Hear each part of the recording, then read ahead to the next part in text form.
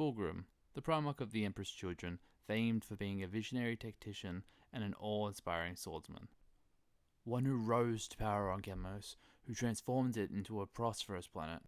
Come with us as we learn the background of a warrior who has the ability to charm and embolden mortals to do his bidding. A warrior who rose and fell, but also played a major role in the Warhammer 40k universe. Hi everyone, welcome back to our journey through the Warhammer 40k universe. Today we will be talking about Fulgrim, in a story filled with betrayal, arrogance, and the goal of perfection, which leads him down a dark path. First, let us talk about his creation and early life. The Primarch of the Emperor's Children, Fulgrim, was a marvel of genetic engineering and sculpting by the Emperor of Mankind, gifted with superhuman skills and his strive for perfection. And while it is true that his fate was sealed with his creation, his journey would take him on an unforeseen turn that would mold his personality and ultimately define his fate. The warp's cosmic wind swept him across the vastness of space, eventually setting him on the dangerous planet of Chemos. Chemos was a bleak, unforgiving planet, warmed by a small binary star and surrounded by a thick nebula dust cloud. It had been settled by humanity during the Dark Age of technology as a mining world, but it had been isolated from its neighbouring planets by the great warp storms that marked the Age of Strife. The problem being that the resources on the planet were being diminished, and its people were not producing enough food for their own needs. Scouts from the Fortress Factory of the Calyx branch of the Planetary Police Force discovered Fulgrim's gestation capsule after it plummeted to the surface. They were astonished by the beauty of the infant. They begged and pleaded with the leaders of Calyx. They spared his life, as orphans were normally put to death so they wouldn't put a strain on their resources. He was given to one of the people who pleaded for him to be spared, a member of the caretakers to raise as his own child. Fulgrim was named after an ancient deity of the Chemosian people. In the time he's become a new legend to the world. At half the age, Fulgrim proved himself able to fulfill all the responsibilities and obligations of an adult labourer. Fulgrim came to understand the mining technology with an intuitive ease that allowed him to modify it with his extraordinary technical ability, dramatically increasing its effectiveness. By the time he was only 15 Terran years of age, Fulgrim had risen through the ranks from a simple labourer to become one of the executives who governed the Fortress Factory of Calyx. As a leader, Fulgrim learned of the terrible circumstances that faced Calyx and every settlement on Chemos, as their technology and population slowly declined in the face of their resource shortages.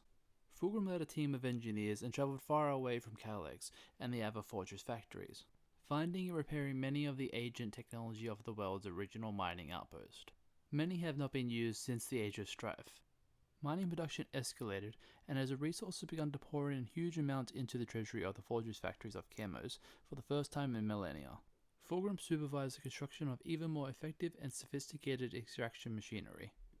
The industrial effectiveness soon grew to the point that Chemos mines were producing excess for the first time in solar decades, allowing the world to start purchasing food and other much needed materials in large quantities from interstellar traders passing through. Fulgrim was now the recognized planetary leader, cultivated the re-emergence of Chemosian art and culture, important features of human life that had been sacrificed a long time ago due to Chemosian resource shortages and need for constant labor.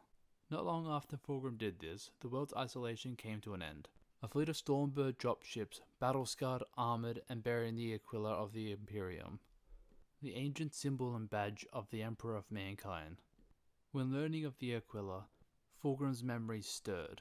Upon landing, Fulgrim ordered the caretakers to welcome the strangers and bring them to Calyx to meet with him. Fulgrim met with the armoured warriors from the stars, the Astartes. The Emperor stepped out from being among the Astartes, and with one look, Fulgrim dropped to his knees and offered up his sword in service. In that moment, Fulgrim swore service to the Imperium of Man and the Emperor with all his heart and body. Fulgrim went to Terra with the Emperor to meet with the 3rd Legion of Space Marines that were created from his own genome. Fulgrim addressed the 200 Astartes, and his speech proved so awe-inspiring the Emperor then named the 3rd Legion the Emperor's Children. He also determined that only they could carve the Imperial Aquila upon their chest plates. Fulgrim grew consumed by the idea that both he and his Astartes needed to live up to the honour of the Emperor. The Emperor had given them by becoming a paragon of perfection. The Emperor and his vision for Imperium civilization. The drive for perfection consumed both Fulgrim and his legion, all the way from military tactics to embracing artistic legionary culture to their aesthetic and their personal appearances. that were unmatched by any other Astartes.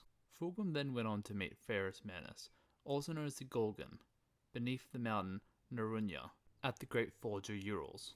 Ferrus was working with the Forge Master, who had once served the Terrawat clan during the Unification War after his arrival from Medusa.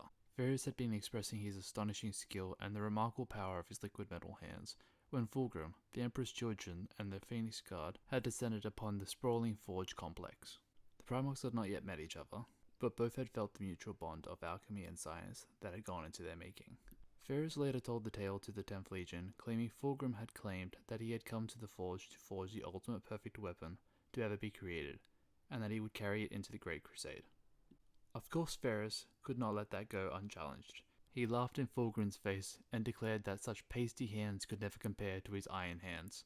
Fulgrim had accepted the challenge with majestic grace. Both Primarchs worked without pause for weeks on end. After 3 months, both Primarchs finished their weapons. Fulgrim forged a unique warhammer called the Forge Breaker that could level a mountain in one blow. Ferrus forged a golden-bladed sword called Fireblade that would forever be burned with the fire of the forge. Upon seeing what they had both made, both Primarchs declared that their opponent was the greater. Ferrus had sworn that only the thunder gods of Nordic legend were fit to bear such a glorious warhammer, while Fulgrim swore the golden sword was equal to that borne by the legend hero Nada Silverhand. Without any more words spoken, they both swapped weapons and sealed their forever-lasting friendship with the crafts of their hands. Now on to the Great Crusade. Fulgrim was nervous from the very start. He wanted to make a sizable contribution, like all his other brothers. But with the small size of his legion, he was placed under the leadership of the Primarch Horus, and were assigned to fight alongside his Lunar Wolf Legion. Soon Horus and Fulgrim grew close during their time together. While their legions were in the conquest of the eastern fringe of the galaxy in the Ultima Segmentum. After several Terran decades, the Emperor's children ranks were overcome by new Astartes, who had been enlisted from Chemos, Fulgrim's homeworld, and Terra. Once the children of the Emperor's Legion had reached a suitable size, Fulgrim was given command of the 28th Expeditionary Fleet of the Great Crusade, and added dozens of worlds to the rule of the Emperor. Among these worlds were the advanced Xenos world of Leyrin, and this is also where Fulgrim's fate was sealed. This is where Fulgrim first fell from the Emperor's grace. Unbeknownst to the 3rd Legion, the Serpentine Leia species had been corrupted, and were worshippers of the Chaos God of Pleasure, Slaanesh. The 3rd Legion's advance was answered with violence, and honor required that they answer in kind.